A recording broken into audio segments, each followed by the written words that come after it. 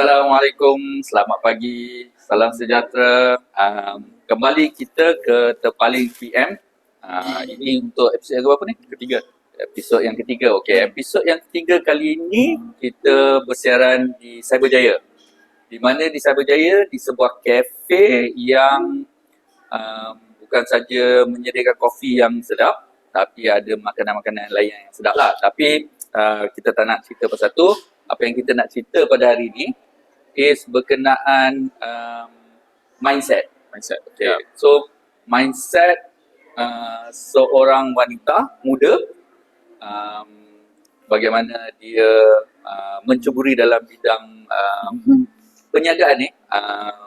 Kita nak tahulah journey dia dan untuk selanjutnya nanti kita akan bertemu berbicara dengan wanita muda ni. So apa kata-kata lain Daniel sebelum kita pergi kepada kita punya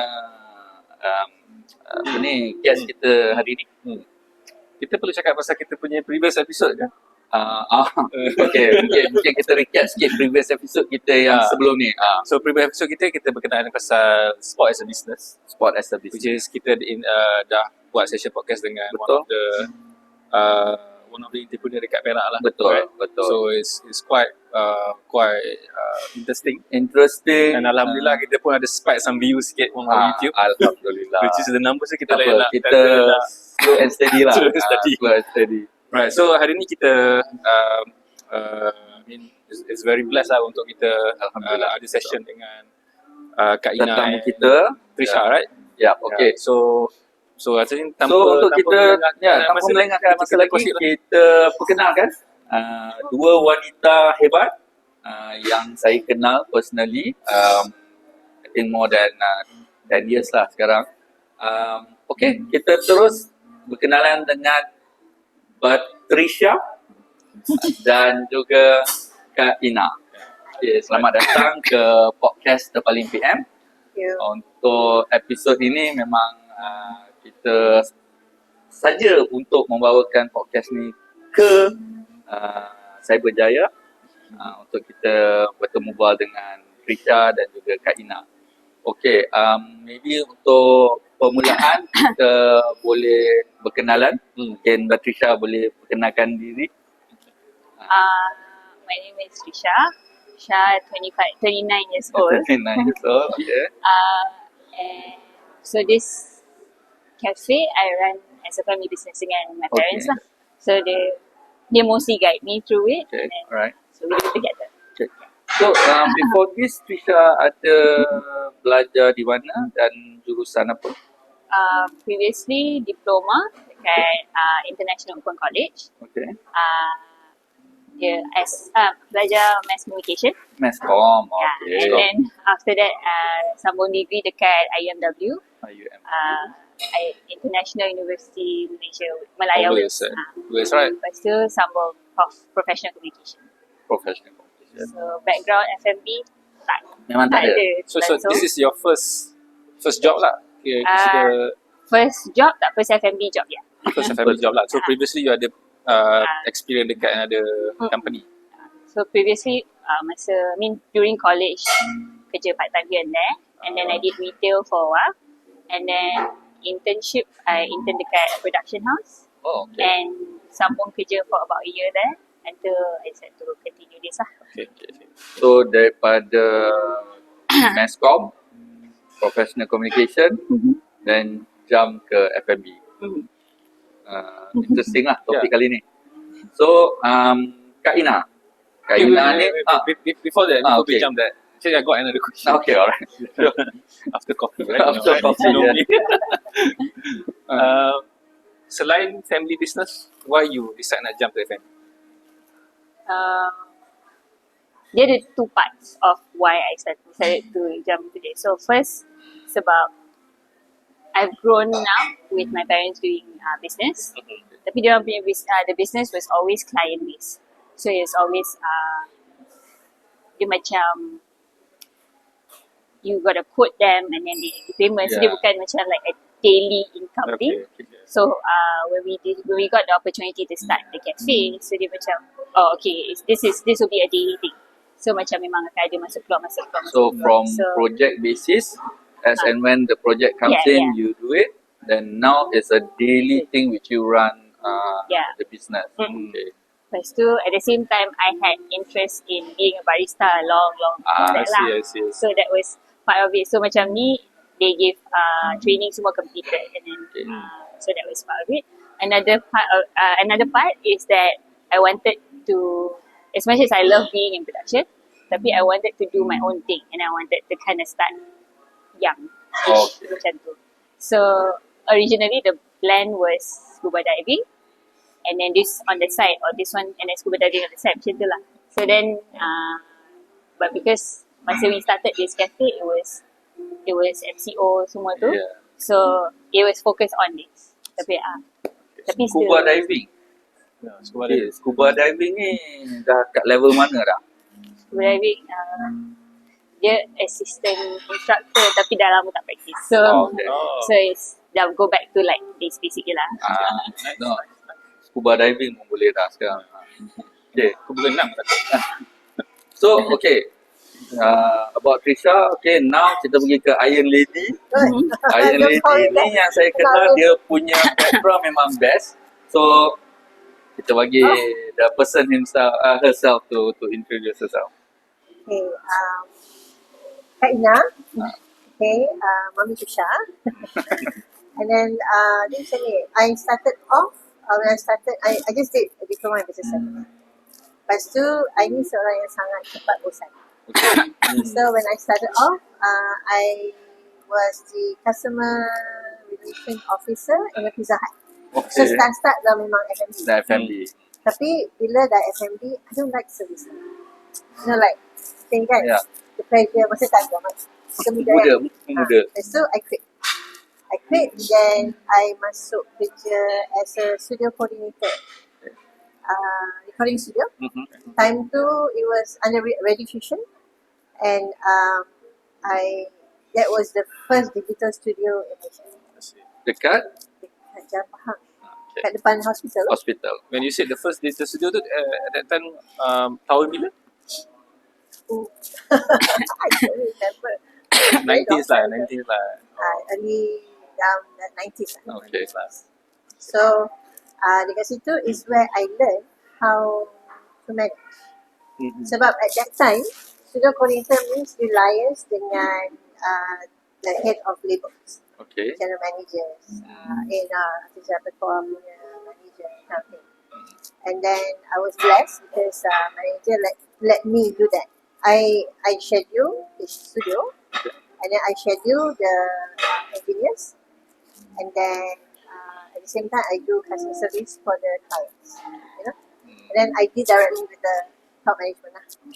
Lepas tu from there, I had fun there because I met all the top artists, local artists, local international producers, kind of thing. So that was my background. And then entertainment line.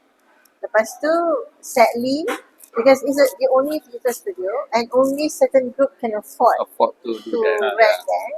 So I think after a year plus, they have to push down. I see. Somebody bought over, I'm not sure, tak ingat lah gitu. Then, dapat kerja dengan Susan. I don't know, sorry. After that, lama kan. Then I masuk Susan. So Susan, again, I help them to open Susan Audio. Assist lah, kan. Situ pun my job so is the same thing. Lepas tu, tapi tambah artis repertoire. Sebab utusan masa tu kononnya dia nak adakan satu artis lah. But that one does not fulfill. And then one of the engineer dia we call that memang dia buka another studio. So I help as well. So it's like I was like everywhere helping, assisting. That was music industry lah. Lepas tu long story short, masuk utusan video pula. That's where I learned producing. So producing, I don't have any national background. So work smart lah. I pick the best cameraman, best audio man, you know. So I learned from them. Okay. So dari situ, masa tu it's like a lot of things. Tusan was bought over by another company, you know, that kind of thing. So last, I opened my own production house. Oh, wow. Production house, masa tu we display lah multiple camera, tapi kita rent out lah. So I again my job scope is client, you know. So I from the mula tu I build up my associate partner, my friends, saya jadi kawan. Lepas tu we did produce Akasha for Astro, dapat 65 hours for RTM, but mostly documentary. We tried one telefilm, but we don't like it. So, okay lah, you know. Lepas tu, a lot of things happen again with the government and everything. Then I said, tak nak buat lah. So, kita tak nak stress. So, we rap, and I told my partner, which is the arwah dah, Syam. So, Syam, I tak nak lah dia dengan ada control by anyone. So what you cari lah. I asked him to. So I've been in business with him for so long. Yep. And then okay lah, relax it. And then what did call? Okay, I got it. Magazine. So we started our own motorcycle touring and lifestyle magazine. Oh, okay. So yang itu again I client base. Lepas tu lepas itulah. And then event macam ni. Nas, event, supply. It's a lot of things going on. Lepas tu, renovation fair. And then, now cafe. Cafe supposedly kita nak retire lah. Kan? So this would be the ultimate business for the family. Just interesting that when you open a company, but you still be controlled by someone. I try to understand what's your experience on that. Yang masa kita buat RTM. Okay? Bila RTM, kita hantar proposal. Dia jadi macam kita ada idea kita kan, tapi kita punya idea tu macam admin punya dia macam cut as according to them, where else tak sampai apa yang kita nak. So it's being dictated by the other party. Dictated kan. So kan bila macam tu kita punya, and then at that time ada pertukaran menteri. So dalam tu pun a lot of things pertukaran kan. And then kita nak kena mengadap lagi. So our company kita tak ada datuk dah dancing a lot behind that. So bila macam tu I come to a point that kita nak jumpa pun susah. Kita nak present kita punya case pun susah. So this one we decided discuss dengan my partner. Cakap nak macam How long? Berapa lama that business tu bertahan? dia orang lama juga. Lama juga. I think 5 years lah. Quite long lah. So, and then kita start magazine. We were the first bilingual magazine. Okay. And we were the first motorcycle touring. Kita on tour. Kita punya magazine tu kita explain, kita punya story is about touring, then we talk about bike. Kan? So my late partner tu sampai bawa one China bike sampai ke Myeongdong. So that kind of thing that we do, you know. Tapi bila dia dah start social media, online, again the passion is not there. Sebab kita nak buku. I love to see our magazine at the rack, you know. Tapi bila dah tu we cannot afford to compete with yang ada social media yang strong. Kita masih old school lah. In other words, we are still old school. Understand. That is when we decided. So that you guys stop untuk, decide nak stop the business because of cannot compete with the digital punya. Sebab bila kita masih nak buat magazine, we will not sell. Kan? Semua orang dah go to digital. So that's considered the challenges lah. So in terms of mindset, when you dah start having these challenges, of course akan buat timbang kira lah whether to pursue, follow the trend or just Yeah. Sunset it lah. Yeah, yeah. So just well, it was good. So Yeah. Okay, so interesting journey. Interesting journey. So masing-masing ada tu saya cakap ni the two iron lady ni semua. So berbalik-balik pada topik kita hari ni, it's about the mindset. I mean for us, like Trisha, a young lady, going into this family business, you tak ada terasa ke macam all your peers yang belajar sama, then suddenly ada yang dah pergi ke corporate world or doing something else, then you into this, you tak ada rasa macam I miss ke apa? Maybe boleh share? Rasa tu of course ada, because I do see them going Yup. to the, but then I do have other friends yang also doing they started off with family business Okay. dengan parents, and then now they're branching into their own business. So it's a constant inspiration macam tu. Kita orang punya, I mean for my circle particularly lah, a lot of my friends are in social media, so I learn a lot from them through this as well, because I have to still keep up with like social media walaupun dia barely, Okay. but I still have to try. So macam they become my inspiration macam tu. And then in terms of like miss out, for me takkanlah cakap tak kan, but then it's more of like I love being here, Okay. I love being able to work with my parents. Okay. Lepas tu is that so is that macam I want to create something else. Macam tu. Same thing macam my mom.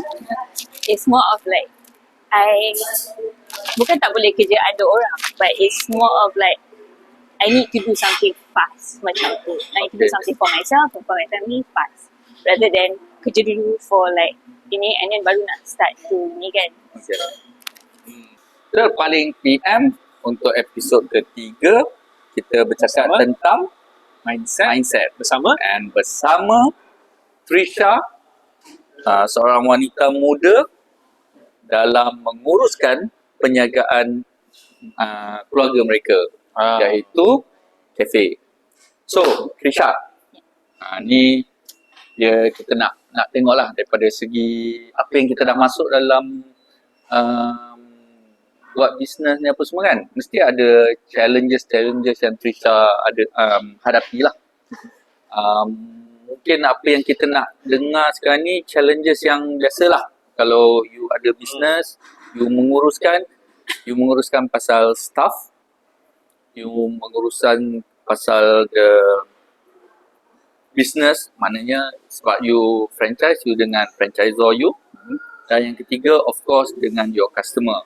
So, apa challenges yang Trisha hadapi with these three persona ni tadi, dan macam mana Trisha overcome that challenges?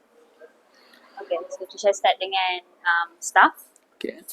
So for staff, I think the biggest challenge for me in the beginning of the business tu macam, because Trisha tak ada experience kan, so for me to be the one who tells them what to do, that was quite tough for me. And then me being quite introverted, so Yep. dia macam susah sikit lah. But I was blessed to have my first batch of staff tu memang 3 girls, Okay. all lepas SPM, and then they were very eager to work. So that was, so the thing that the criteria that we look for is somebody who has passion, whether it's to work or to in the F&B business lah. So that was one of the thing that we look for daripada mula. Tapi later on adalah yang macam kerja just for the sake of kerja, So bila macam tu, you get a different set of attitude lain, mindset lain. So lain daripada yang the first batch ni yang memang they were eager to work, yang seorang tu memang suka the line, she likes to do business. So now pun dia dah manager dekat Starbucks. Oh, okay. Sure. So tu lah. Then along the way we decided, okay, kalau kita nak hire staff, that was one of the most important thing that we look for, was that they have passion, either to work, passion in the business, or passion for cooking ke, barista ke. So untuk tu kalau you ambil tu you hire for attitude rather than skill. Yeah, Sebab attitude you can groom. you groom dia. Yeah, Okay. bila So, macam attitude kadang-kadang susah for you to shake off. Bila macam skill you can yeah, groom you can lagi. train, you can develop dia kan. Yeah. So macam even from the start, sebab Ricky Amo diorang memang provide training for barista. So bila orang datang cafe, memang dia mindset is nak jadi barista. So memang masuk hoping to get a barista punya job lah. So yang kadang-kadang bila pastry floor, kadang-kadang kitchen tak nak. So it's things like that lah. That's like one of the main thing that we look at, and that's how we overcome. Ada je like previous ada yang different sikit attitude daripada the ones yang ada passion, but it's the ones yang ada passion ni yang stay sampai sekarang. So we've got staff yang dia dah 3 tahun dengan kita. And then he started his degree balik. Masa dia masuk tu dia habis diploma. Then he started his degree. So every time sem break dia masuk sini balik kerja. So it's like that lah. It's a long term punya thing, and then they also become family, you know. I see. Knowing FMB dia punya I mean in term of hiring, in term of manpower, it's dia punya bounce rate very very high, right? Yeah. So when they come in and they easily to get out because of they got better opportunity. Yes. So one of the question that I want to raise to you is how you retain your manpower. I mean, what kind of strategy that you do lah? So because last time we face this problem quite a lot. Sebab kita orang memang tak hire full time ramai. It's mostly part timers. I think 80% memang part timers lah yang masuk keluar sini kan. But we look for the ones yang memang baru first, second, third sem. So they have like 2 years for this. So and then along the way, kalau and then we do a trial run. Dulu buat 3 hari, but then after that dah macam tak busy sangat, so we do about 1 week trial. And then we talk to them whether or not we are comfortable, whether they are comfortable.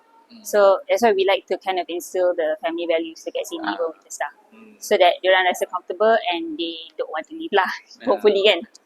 So itulah. Then So strategi tu bagus juga. Dia ambil student yang start belajar. So student yang mungkin kita rasa dia tak nak susahkan parents atau dia nak extra money apa semua. Jadi throughout dia punya schooling period tu dia boleh learn, at the same time dia make money to survive kan. sebab masa our first batch, our second batch lah lepas MCO tu, kita the students that ada, sini kan banyak college kan. So the ones that we hired, ramai yang daripada outstation yang tak balik frequently. So there was one from Sabah, one from Johor, and then seorang tu dari PPD tapi dia pun tak balik, tak balik. And then so itulah.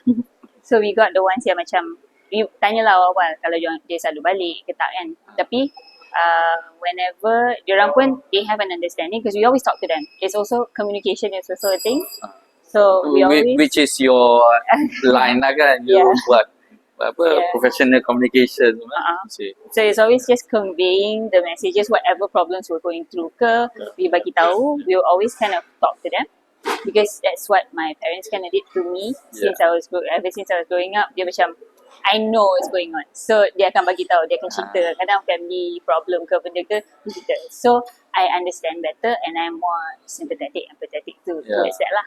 So instead of treat them like family, having the comfortable relationship with your worker, other than that, macam monetary value, monetary wise, like how you remunerate orang, macam is that you give a fair pay ke apa ke untuk dia orang stay? So kita punya pay here, when we started, we were one of the lowest sebenarnya sebab we started memang right on MCO. So memang tak boleh nak afford bayar tinggi kan. And then at the time pun dia orang punya workload tak adalah heavy sangat because it was all takeaways. And then within time we grew, naik lah. And then we also have this thing, kalau you've worked with us for over a year, whether or not we make it profit at the time ke, kita akan bagi compensation of something so that they feel appreciated macam tu. But at the same time, we really do appreciate them staying for that long kan. So, yeah. So there's a saying lah, you make your staff happy, in return your customer will happy as well. Because dia ada that kind of reciprocal punya deal. Betul. So, Macam like we hear in marriage also lah. Okay, alright. Make you happy and you can happy. Then you'll be happy. Then that's on the staff lah. Tapi macam in terms of you manage the franchisor and also managing the whole business tu, what's the challenges yang you always face?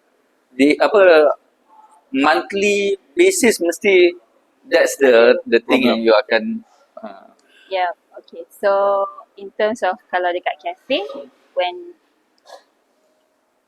it's more on costing, sebenarnya I think the highest, other than customer, sebab the customer base here, dia tak besar, but also tak kecil. Dia ada certain time of the month, certain time of the year yang memang ramai. Macam at this point, ramai, but during July, August tu macam tak ramai kan. okay. So, we face a lot of times where macam sale was below a certain amount that kita tak boleh nak cover.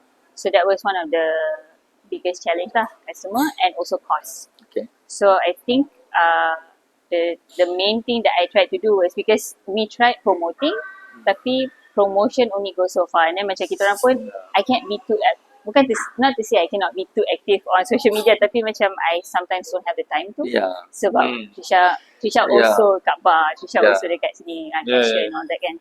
So I don't have a specific person to do that for me. And then whenever free, Trisha buat. Whenever my brother or my husband is free, then diorang tolong buat that kind of stuff. So kita orang manage on costing. So the only way that we can kind of like to cover balik is kita kurangkan cost. Yeah. So dulu during our first year, we were very lavish, order berkarton-karton, and then especially with pastry punya suppliers, banyak wastages during our first 6 months. I think there was a lot of wastages. And then because my dad used to be in F&B and he also managed Jam Ready Dulu and all that. So then I was like, okay, Pa, you need to help me. So then he kind of go through with me and on ordering and storage and all that lah. So kita dah tak order berkarton-karton, we start to estimate. Because masa mula-mula, we kind of all just jumped in.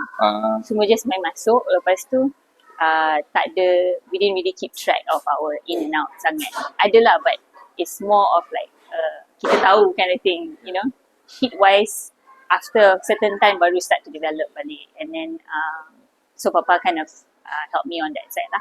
So it's like start a learning curve balik lah. So masa tengah leverage tu okay, order tapi bila when come to times are not so good, then the costing really plays an important part to help you sustain balik and at least adalah profit at the end of the month.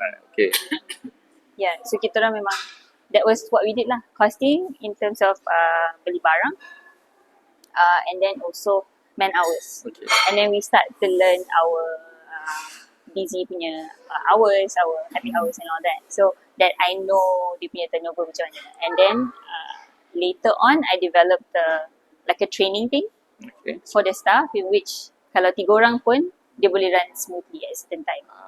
So dia orang punya skill sini, I would say it's quite vast. Sebab dia orang punya dia punya multitasking tu is kalau we've kind of spoken to other owners, dia macam mana you boleh buat 3 staff je.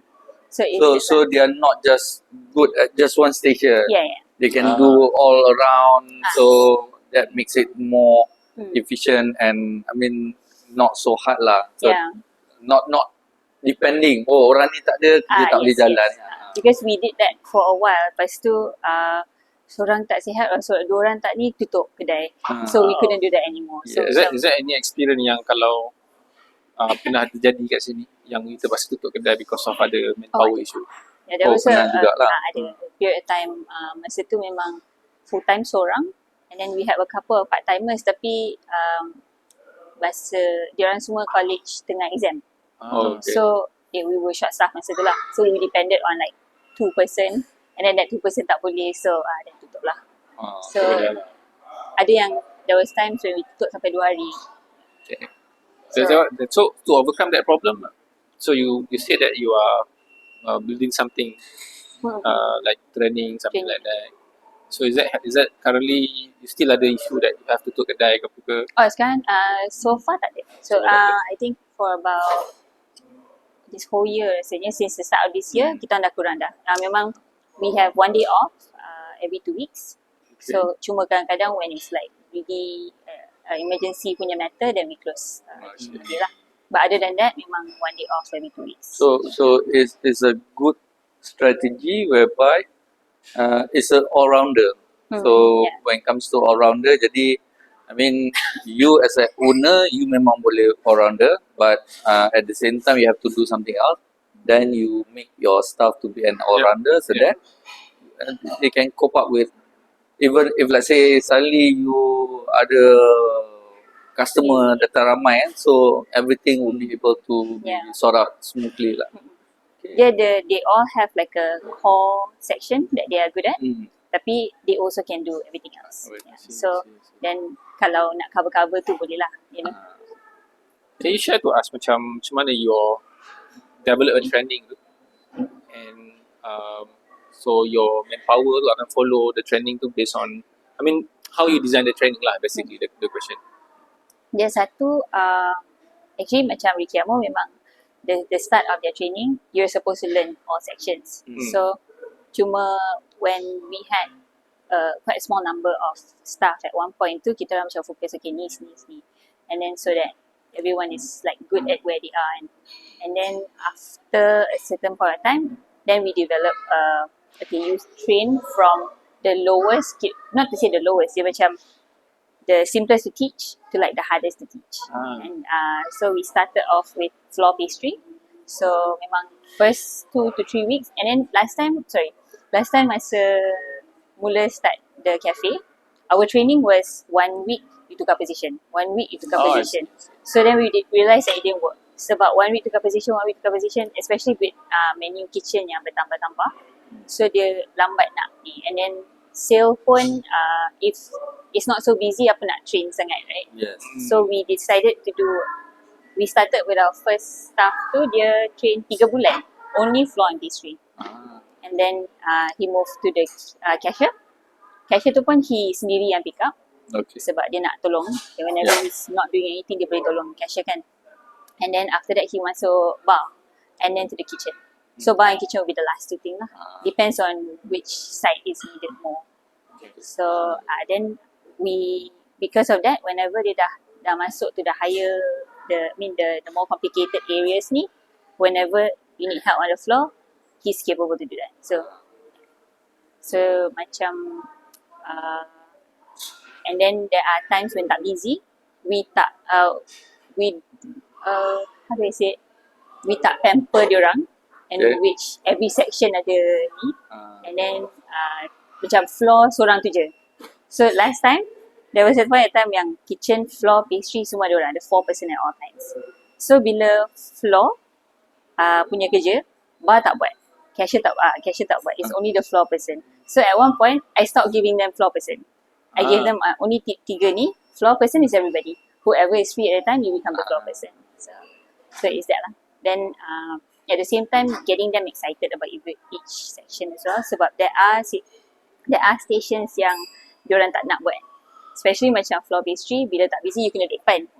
So now that's it's why rotation. I mean getting excited to just interesting to know lah, macam mana how you manage to make them excited, because not all people always excited, right? Because they come to work because of they want money lah, monetary, something like that. I want to get paid, I just want to complete my job, I will go home.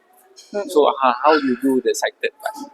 Satu the growth, I think, because whenever they come in, dia orang duduk dekat floor pastry, and then they tengok barista or they tengok kitchen.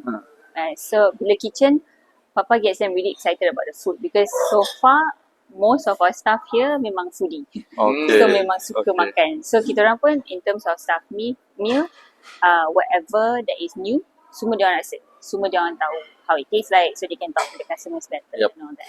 Good. So dia tak ada macam like, oh, staff only eats this, no such thing as that. You know? So itulah, then is kitchen, they get excited through that. Bila makanan tu sedap, then dia macam nak tahu how it's prepared.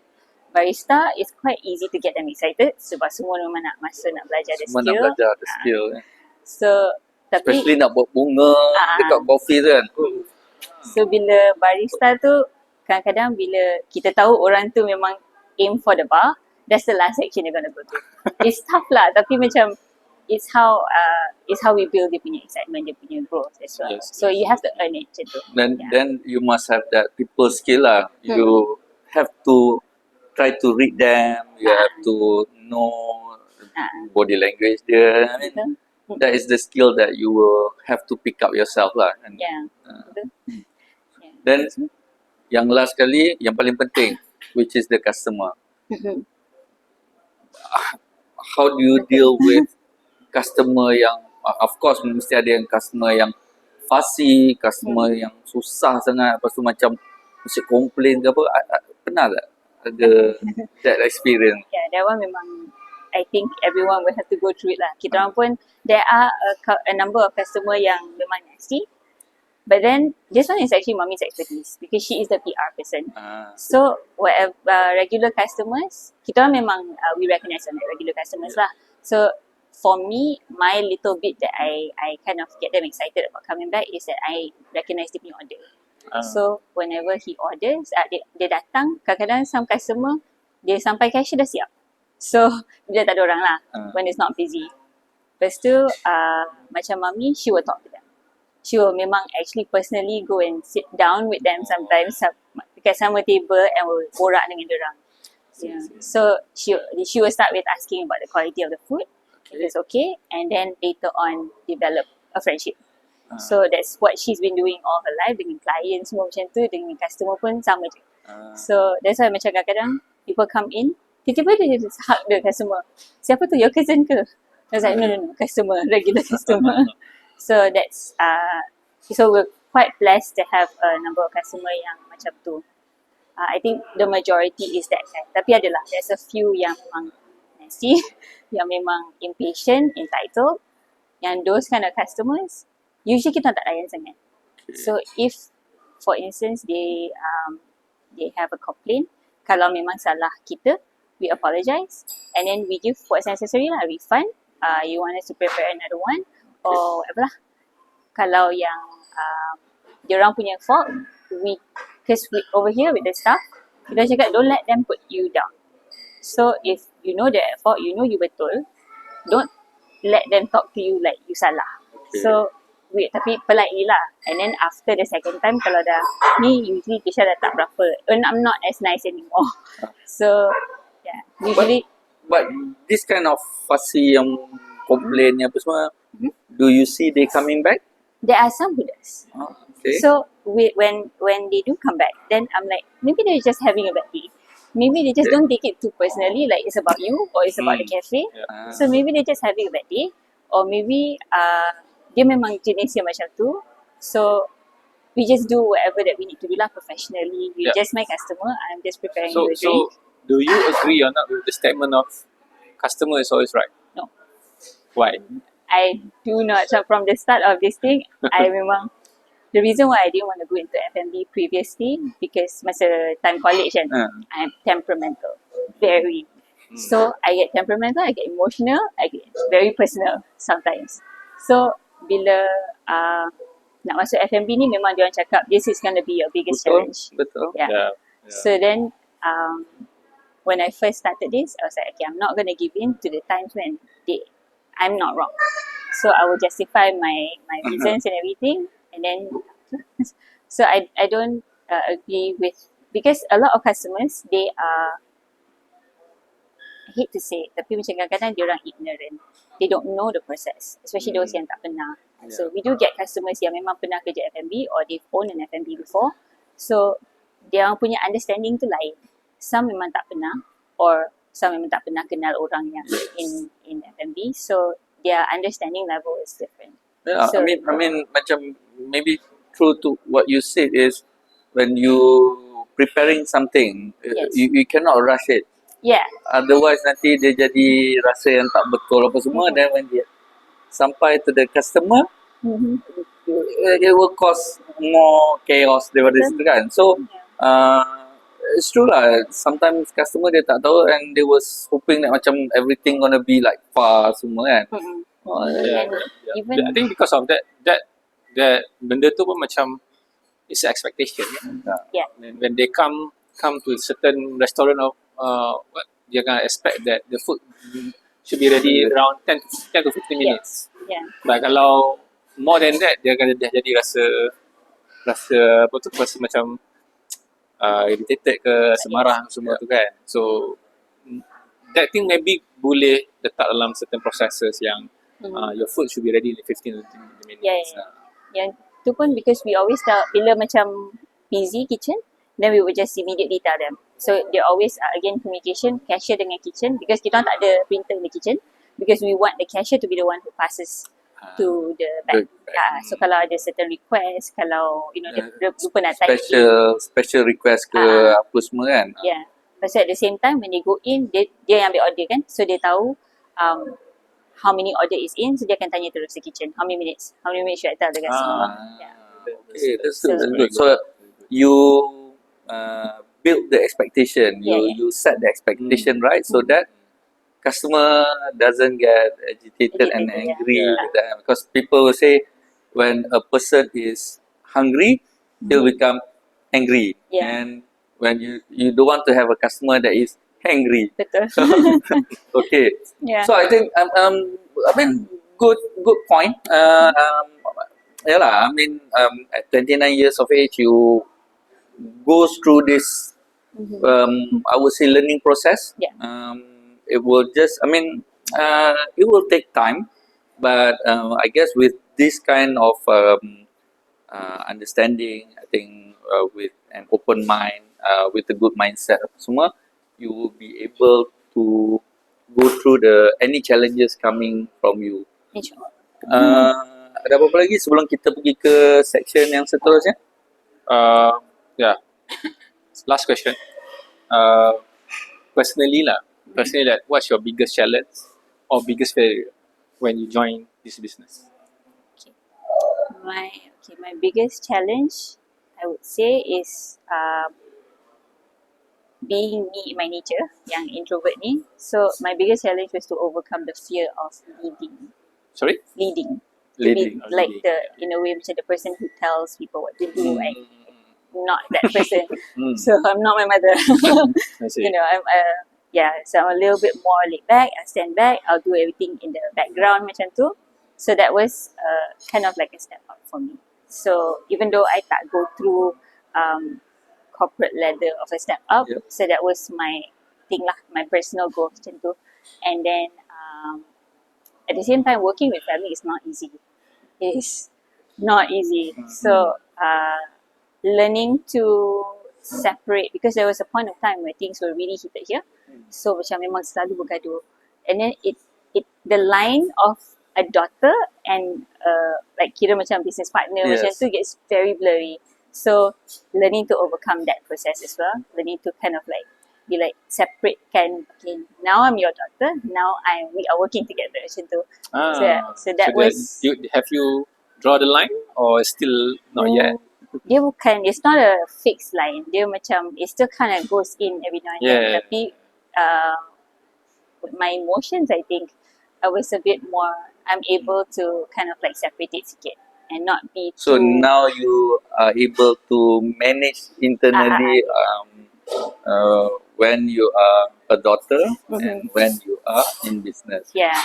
So, tapi macam, because you still work with the parents, so kadang-kadang in business pun you tak boleh nak sangat. So, when times like that, then I kind of regroup balik. I said, okay, tak apa, we'll talk about this tomorrow. So then I come in with a better attitude maybe, you know. So Tetamu kita hari ini Trisha, seorang wanita muda berkejaya sebagai owner sebuah kafe. So, Business owner. business owner. So, as a business owner, sibuk, how do you prepare yourself untuk your development? Apa yang you buat untuk kekalkan you ada a good mindset in the business? Okay, so that one's tough. Sebab Trisha I'm not exactly exposed to the business Okay. side, business punya macam group sangat. Because Trisha, so far since starting the cafe, I've not attended any seminars ke or classes or whatever. It's just based on self-growth dekat sini. So, the most I can do in my own time, because the schedule here, even though ada off days, but I'm also doing other stuff. Macam run errands and all that lah. And then there's staff cancellation. So, I'm 90% of the time here. So, Trisha, the only thing that I do is every now and then watch podcast. Okay. What's podcast? Okay. What's your Tak adalah podcast? frequent sangat. Tapi Trisha tengok apa? keluar sekejap? Mindset of a CEO apa? Sorry? Oh, mindset of Mindset of a CEO. Mindset of CEO, yeah. And then as of recent yang kena share tu, I've started to watch. Tapi tak adalah, I don't have the time to watch full. Kadang-kadang bila macam malam, maybe I play in the background, that kind of stuff. So as I'm like cooking ke, doing dishes ke, doing laundry ke, it's in the background macam tu. So that's kind of my morning routine. Bila pagi, I do something to kind of like hype myself up sebab it's quite draining being here. Yeah. So it's more of like to hype myself up. Lepas tu to inspire me macam tu. So it's a double between entertainment punya type of podcast and then business punya type of podcast. So it's just that. So that's how I kind of stay motivated. So there are times when kat sini rasa macam like the same thing over and over again. Lepas tu macam buat ni tak jadi, buat tak jadi. Lepas tu then that's how I hype myself up lah. So So, I mean, good. Secara tak langsung, you hype yourself unconsciously, and that could trigger. I mean, that is the best way for you untuk you learn something or get something into your mind, so that biasa kalau dalam business ni memang you have to be within that business group apa semua, but you don't have that luxury of time to be there. But now I think dah ada banyak online courses, like what you say, podcast that you can listen and I mean develop yourself and slowly but surely, so that whatever challenges yang you cakap tadi tu, you will be able to handle it properly, professionally, and at the same time you stay motivated lah to continue. So, as a business owner, right? Of course, most of your time you akan handling stress kan. So, apa your punya habit yang you can run away from the stress ataupun cuba boleh mengelakkan stress? So, is there any habit yang you buat? Personally or macam Like cafe personally, punya, something right? like it's depend lah. I mean like personally ke cafe ke apa ke. Okay, so kalau personally, other than my cats, the Trisha punya hilangkan stress is when I plan for where I want to be. So macam because sometimes like kat sini macam draining sikit. So every day you're doing the same thing. So macam is this it? Is this how it's gonna be for the next 5 or 6 years or whatever? So other than the usual personal things, so my cats, online shopping or window shopping online, going through Pinterest is another thing that I like to do because Trisha at one point did a little bit of interior designing. So whenever I'm on Pinterest, I kind of try to relate it back to cafe, how I want to, maybe next year nak tukar look macam mana. So that's another way for me to de-stress. Like still related to macam tu. So, pernah tak bangun tidur tu you rasa macam, is that real that I want, owning a cafe ataupun running the cafe ni, adakah this is my my career path. Bangun tidur macam questioning that, betul ke apa aku buat ni? Ada tak that feeling? Ada. Always. Always, especially when business is not doing so good. Obviously lah kan. Bila macam ni macam, how do I, because Trisha, because I didn't go into working for a very long time. It was only that 1 year. Before that, I was mostly working with mommy under events and all that. Did retail for a year. So I don't have much working background. So, and then I kira macam assist that master, macam that kind of stuff lah. So, bila, if this thing doesn't work out, I start to worry, anxiety, semua of like, okay, what am I going to do next? Macam tu. So, is this what I actually want to do? Macam tu kan. Then, whenever that thing arises, again, I plan. I start to kind of see, okay, where can this go? So, I don't hope for this thing to be like the last of it. Hopefully, there's more. Hopefully, there is a time. I'm always looking forward to a time where I can plan to have a fixed staff and where I can get out more. Surround myself with the business gang. So, because I do, like I said, I do follow some of my high school punya seniors yang memang, one of my high school senior, dia memang, her father dia also run a cafe. She does the social media. So with her, she have more time. So she does a lot more social media. So I'm usually inspired. She's my inspiration lah. Basically, when it comes to cafe, it's about, I didn't plan to open a cafe pun. So to say I have someone to look up to, baru recently ni I started to develop that as I'm watching more cafe contents and stuff like that. So yeah, whenever I do have that thoughts, I start to plan and then that's how I kind of feel. So your better focus currently 100% on cafe lah. 100% on cafe. Career-wise, the end goal from last time was to be able to do my diving sebenarnya. So the end goal for related to cafe ni is to do a cafe in an island where I can also be both. Wow. Macam tu, that's kind of like something I've always wanted to do lah. So even with the family business ni pun, I've always wanted to have mommy have like a Airbnb kind of thing where there's a cafe as well. So kira macam kita punya brand cafe ni is in these spots like that. Yeah. So I mean, life is unexpected, right? Unpredictable, right? So rather than cafe, rather than island, rather than scuba diving, what else you can see that you can pursue? Apa lagi yang you nampak in your future? For now, the only thing I can go for is maybe back towards production or as an editor. Sebab back when I was in college, that was what I enjoyed doing. I enjoyed editing, whether film or, videos lah. Videos or magazines, like online magazines. So I love designing. So designing in whatever aspect, whether it's interior designing ke.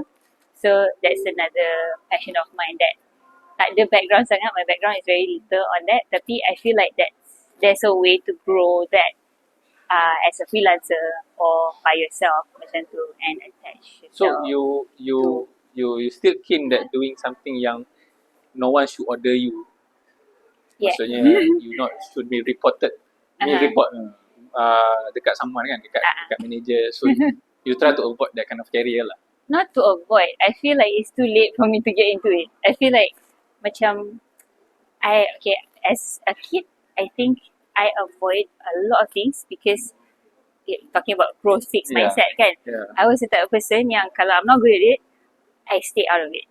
Sebab I have a fear of failure macam tu. So having that, I kind of tend to go towards things that I'm comfortable with and things like that. But then having someone superior, even though it's scary, tapi I like having it. Cuma I feel like when I'm older, there might be different sikit. As opposed to if I were to start masa after intern tu, memang terus continue kerja ada orang, and you constantly have, when you come in, you tak tahu sangat or you can still learn. So when like after 30 lah maybe kan, if I were to go into something I'm not used to in the industry, then Shisha takut jadi macam like the anxiety that comes from that. So it's, I feel like it would be too late macam tu. So, but if there is a chance and I do get like find somewhere that fits, I don't mind going into it balik. Yeah. Tapi it's the comfort thing lah. Yeah. Sebab I am very insecure, anxious, semua tu. So But I mean, you fear, then you don't want to go into it. But the cafe has been open since when? Since PKP, right? yeah, And PKP until now is already like almost 4 years, 3 years. 3 years plus. So you fear, but you still doing it. So I think that is where the growth Yeah. is being developed. That is where you face your fears, and every day is a something. Even though it's a routine kind of thing, tapi you still go through it. You face it, and there's a lot of things that you learn. So it's a journey, and I think you are there. It's just that you don't realize it. So that is something which I mean, for me personally, I've watched her since little until now. That is the thing which I can see the growth in her in terms of the courage and also facing the challenges that come to her. Okay, I mean kita pun dah hampir sejam ni. Mungkin kata-kata akhir yang kita nak dapat daripada Trisha, mungkin ada pendengar kita di luar sana yang muda, yang masih macam betul ke should I go into this, should I do a business, I tak ada background, I tak ada knowledge ni. So maybe based on your experience, maybe you boleh bagi kata-kata akhir or kata-kata semangat kepada para pendengar yang mungkin ada this criteria. Okay. Because Trisha have that fear, so I wouldn't say like it's easy. Memang susah, but for me, because I watch my parents, my mom was always the you can do it. Kita buat dia. She is that person, you know. And then my dad was the type of person yang pick up. So whatever skills thrown at him, he pick up. So I was very much motivated by that. So and then I guess if you are afraid to start something, just make sure you have a good support system. Yes. So if you have a good support system, it not to say it comes easy, tapi you shouldn't worry too much. And then believe in your skills as well. Your skills not particularly for that industry, that business, but your skill to grow, your skill and your mindset and your will to grow. So with that, I think if you constantly want to grow, I don't think that there's going to be a stop, like something that will stop you, because you constantly want to grow. If really you are able to accept whatever it is that is thrown for you because you want to grow. So I think if you have that values, there's not to say there's nothing to be afraid of. It's like, why not just try? Yep. So everything goes back to you. Is you who decide, and you have to have that kind of mindset so that you will just do it. Just do it, and then face any challenges come in your way. So, okay, all right. I think that's all we have for today. So, Trisha, terima kasih.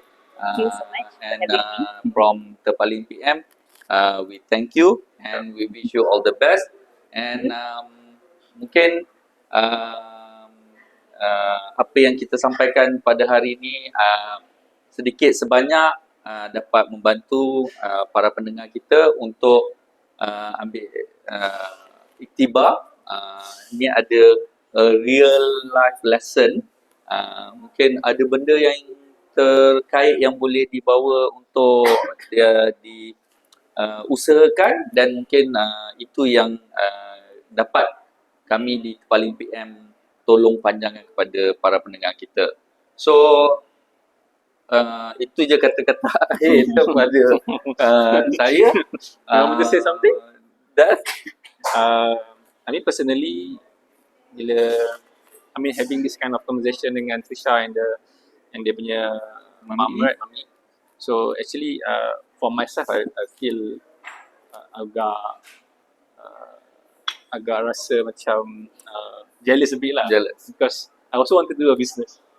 But I never had opportunity macam opportunity yang macam nak buat business, buat cafe, everything kan. You just keep thinking every day but somehow they are managed to do it. Just do it. Just do it. Just do it. I mean, don't think about the risk, everything. Just do it because of You don't try, you never know. yeah. Now because we keep always thinking about the risk. It's procrastination. Yeah, You kita keep on risau kalau aku risau, buat this kind risau. of business, what happened. But yeah, they are basically the whole family managing the business. Itu yang macam rasa macam wow, bestnya. It's Who knows? Yeah, who knows lah, but I also never buka kedai kat Terengganu. Aku beli kat pulau. Kat pulau. Tapi kenapa pulau? Itu mungkin episode yang akan datang. So I think itu saja masa yang kita ada. Jadi stay tune. Kita akan ada another episode. Dan itu saja daripada Terpaling PM. Okay, kali ni aku bagi feedback. Kau bagi feedback. Okay. Alright. So terima kasih. Until the next episode. Right. Bye.